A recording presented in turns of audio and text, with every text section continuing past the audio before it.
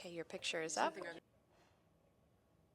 So did you know that more people in the United States experience a stroke than a heart attack? Each year, stroke kills twice as many women as breast cancer. The prevalence and death rate from stroke vary widely across the U.S. However, in the 8 southern states called the Stroke Belt, the death rate from stroke is 20% higher than the national average. Joining us today is Paul Singh, MD, MPH, Assistant Professor of Neuroendovascular Surgery and Vascular Neurology at Rutgers, New Jersey Medical School, and retired Colonel Patrick Johnson. Thank you so much for being with us. Thank you for having us. Thank you. So, Doctor, what are some of the major risk factors of stroke? The major risk factors for stroke are high blood pressure, hypertension, high cholesterol, diabetes, and smoking. And how can people best remember the signs and symptoms?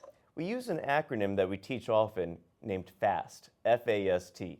The F stands for drooping of the face, the A stands for arm weakness, the S stands for some abnormality in the speech, either a garbling of the words or inability to get the words out. And 90% of stroke patients have one of these 3 symptoms. The T stands for time because the therapies for stroke are very, very time sensitive. And Patrick, tell us about what happened to you on the day you suffered your stroke. It was a normal day for me. I ran at lunch that day.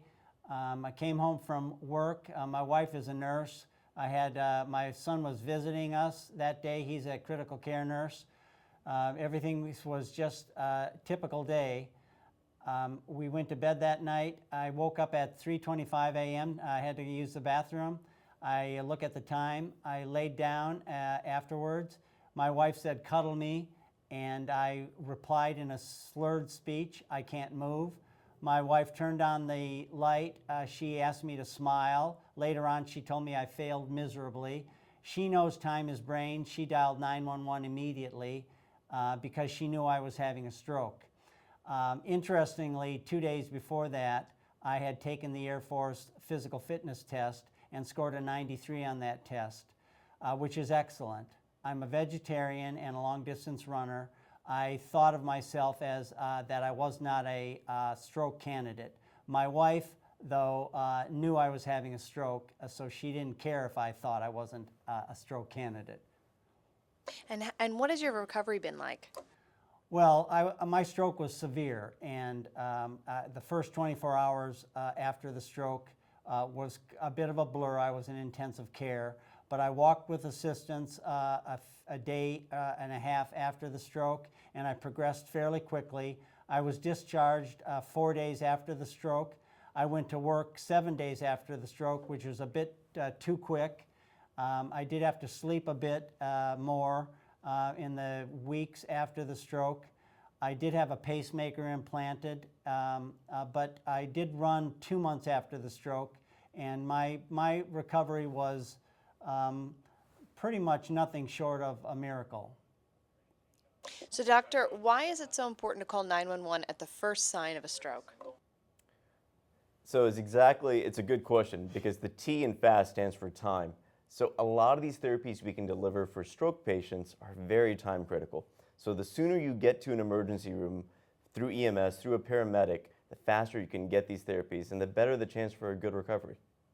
And can you tell us about the stroke belt and why the incidence of stroke is higher in these states? Sure. So the stroke belt encompasses the areas that are essentially south of the Mason-Dixon line. And we all love our southern food. It's high in fat, unfortunately, it's high in sodium. And these lead to a lot of the risk factors that we were describing earlier for stroke. And just based on those risk factors and lifestyle issues, there's a higher prevalence of stroke there.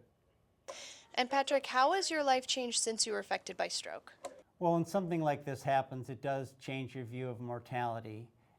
But in many regards, it's almost like the stroke didn't happen to me. But I realize every day the stroke did happen to me.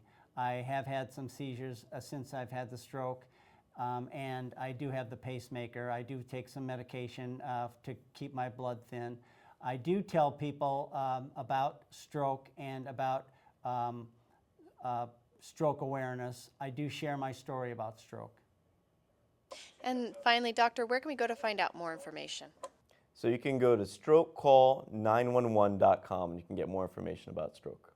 Thank you so much for your time today. Take care. Thank you for having us. Thank you. Shout out to the Ivy family in Roanoke.